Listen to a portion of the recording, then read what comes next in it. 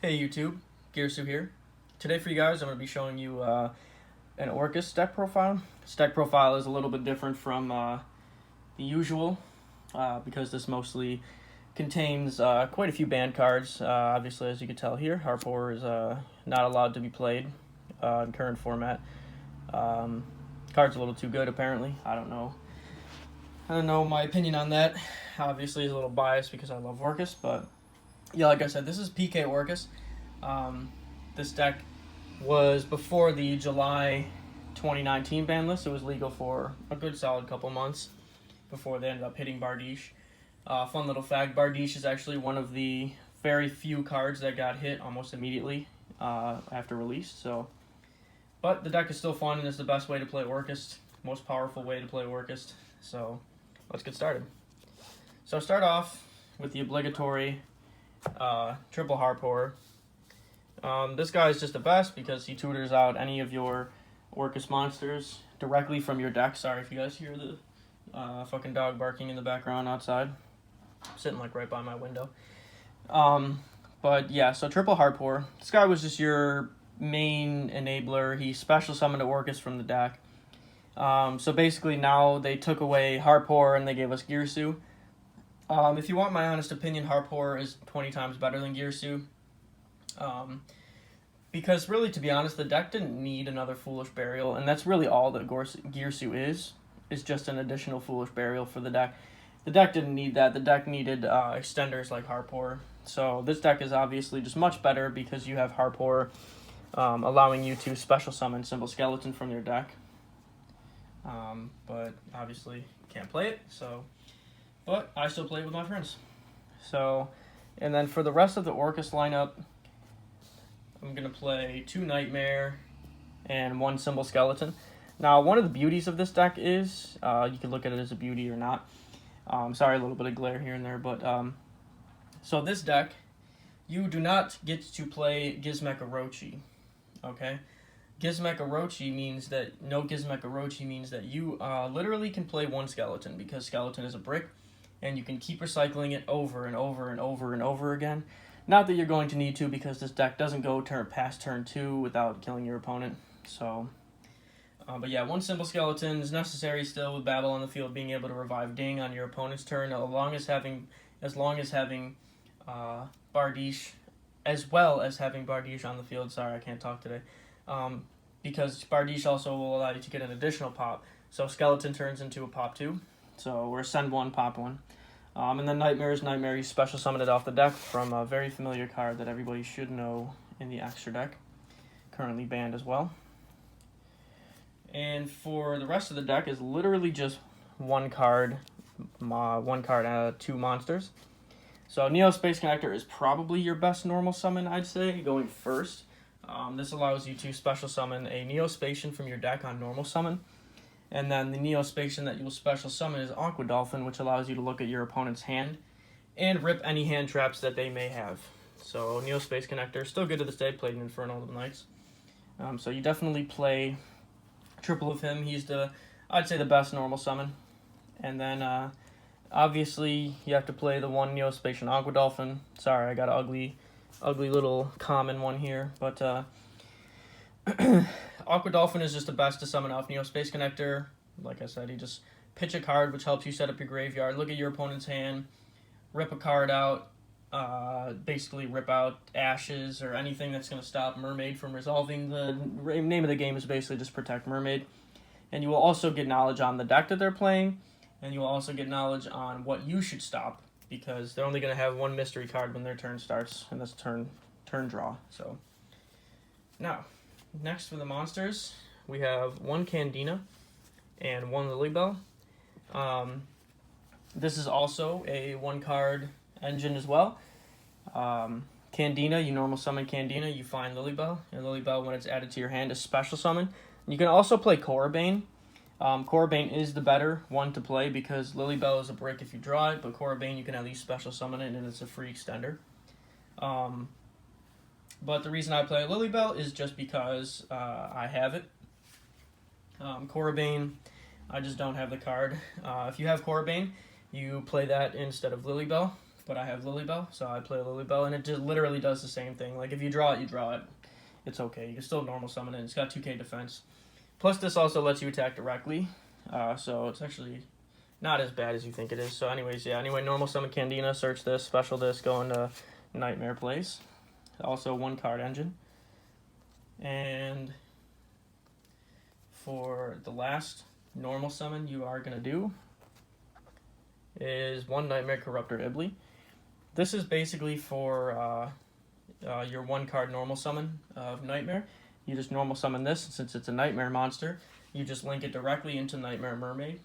And like I said, that's just 1-card Mermaid Place. And if you're also playing against a deck that needs to link summon, you really don't want to give them this. Like, obviously, if you're going against Salad, you're not going to want to give them a level 4 or lower Cyberse monster. But against certain matchups, the effect to give it to your opponent and they can't special except for links does come up, but not very often. The good thing about it is you could just chain block Nightmare. So if you normal summon this, link it off for Nightmare, you go Nightmare effect chain link 1 and Iblee effect chain link 2, so to chain block to block from Ash. So, pretty good. Next up, we got the Phantom Knights. These bad boys are nuts in this deck. So you got 1 Ancient Cloak, and you got 1 Silent Boots. They basically do the same thing. Ancient Cloak in the graveyard allows you to add the Phantom Knights card. It has to have the in the name, so you cannot search Fogblade with this, but you can search Boots. So basically the combo is with Bardiche, you send Ancient Cloak, set Fogblade, banish Ancient Cloak, search Boots, special Boots, and you have another monster on the field as well, which is going to be Ding through the combo, and then you link off into your second Galatea, Boots in the grave, banish it, and get the other Fogblade. So you only play 1 and 1. You do not need to play any more. And last for the monsters, it's pretty standard. Just play Triple Ash. Ash is going to be played as a 3 of in basically every deck until it gets banned or limited, which I don't see that coming. But yeah, you played 3 of this. A lot of people played Phantasme in this deck because at the time it was Savage Strike was just coming out and Phantasme was nuts. But I actually did not play Phantasme. I also did not play this deck during this format. I actually was playing, whatchamacallit? I think it was, I don't know off the top of my head, but I was actually not playing this deck during this format, but I would just play Ash Blossom because it's the most generic. Nowadays, obviously Phantasme isn't so good, but you can't play this deck nowadays. So if I'm playing against my friends' other banned decks, Phantasme is pretty dead, so Ash Blossom is the way to go. Next, for the spells. Got 1 Lonely Babble, never play more than this in any Orcust deck, do not need more. And some Spice, Triple Light Stage.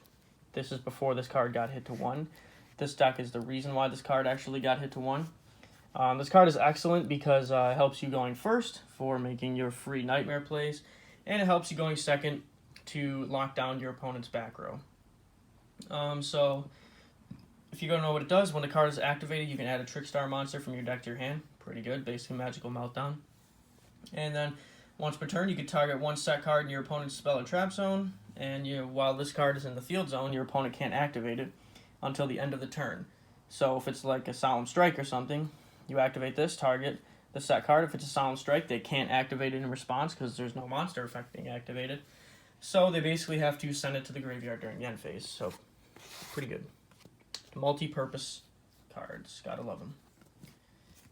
Next, you have Triple Instant Fusion. This card, yes, pretty crazy. This card was at 3 for the longest fucking time. And, yeah, I don't know why, really. But this is basically just your free extender, free mind control if you're going second, free body, free anything. This card was just absolutely nuts for bringing out a certain card, which we'll see later. And for the next engine, as you can see, this deck is basically just a bunch of engines. Play Triple Engage. Now, a lot of people at the time, they played the Danger Monsters in this deck, but the Danger Monsters prohibited you from playing hand traps. So that's why I chose to go for the Sky Striker version of this, because it allowed you to play hand traps. So, anyways, triple engage, pretty self-explanatory. Everybody hates this card and knows what it does, so no need to go into any further explanation there. And then you got triple targets for it. So you got Widow Anchor, Hornet Drones, and Afterburners. Yes, I know I have pretty low rarity Sky Striker cards, but I really don't really care because I don't like the deck. I just use it as an engine, so I wasn't going to pay fucking $10 for Engage Secret Rares from Dark Saviors or anything. So I just got the lowest rarity, so excuse me for that. But anyways, you just wanted to have 3 targets because you have 3 Engage, so you want to be able to resolve it. And later on in the game, you'll be able to draw off Engage if you have more spells in your grave, so it's pretty good. But being able to play 4 Hornet Drones is basically the only reason you play the engine, because you just activate Hornet Drones, go into Kagari, get Hornet Drones back, summon the token again, and go into a Nightmare play. So basically you're running 4 Hornet Drones, so it's 4 additional free Nightmare plays without using your normal summon. So yeah, you play it. And then Widow Anchor and Afterburners are just toolbox cards. So, and then Protect Mermaid, run 3 of it. So now we go to the trap cards. So again, I played the hand trap version of the deck, so I played Triple Infinite Impermanence. The lists that I was seeing, people were playing Veiler. I literally just can't think of a single reason why anyone would play Veiler over Infinite Impermanence. So yeah, they literally, I mean, if you want to play both, that's fine, but they were literally just playing Veiler, not playing Infinite Impermanence. So you can play Veiler if you want, but Infinite Impermanence is way better, and if you disagree, you literally just need to read the card. So yeah, 3 Infinite Impermanence, and the last of the traps, you got triple Fogblade and 1 Crescendo, all searchable traps. Fogblades, double of them, pretty self-explanatory. Like I said, Bardiche sets 1, the other is searched with Ancient Boots or whatever his name is, Silent Boots. And then Crescendo is just your second follow-up play with Galatea. So no return, no orchestrated return or nothing, you don't need that in this deck. Deck is already stupid consistent as it is. So that's it for the main deck. Main deck, I want to say is 40 cards. In fact, I don't want to say that. I will say it. It is 40 cards. I would not recommend playing any more or any less because the deck needs to be as consistent as possible. So, off of the extra deck. Pretty standard till the end of time. Double ding. You really, literally never needed to play anymore. Recyclable. And card is just insane. And then triple Galatea. Definitely play 3 in this deck because full combo first turn actually relies on you making 2, so you're going to want to have 1 more in your extra deck at least. Plus, your extra deck space was pretty lenient in this build because, yeah, I mean, you really only needed, like, Galatea's, Dings, and Bardiche, and Boral Sword. So yeah, Galatea, pretty self-explanatory. You guys should know what the card does. I've profiled this deck a lot of times. And then 1 long, don't need to play anymore. Still played it just because if you were under Crescendo, you can make long still. And then 1 Game Ender, good old-fashioned Boral Sword Dragon. 1 Bardiche. The card's absolutely fucking nuts. Definitely rightfully banned. Basically, if during your main phase, you could Foolish Burial a Phantom Knight to set a Phantom Knight spell or trap, which is automatically a +1 right there, or +2 right there. But then if not, if a Dark Xyz monster is special summoned to one of his zones, he just pops another card in the field, so it's a double pop with Ding, basically. And he can't be used as link material, which is totally fine. That literally never comes up. And for the rest of the deck, you got mostly just Nightmares. So you play all of them, except for obviously Goblin was banned and Griffin is trash.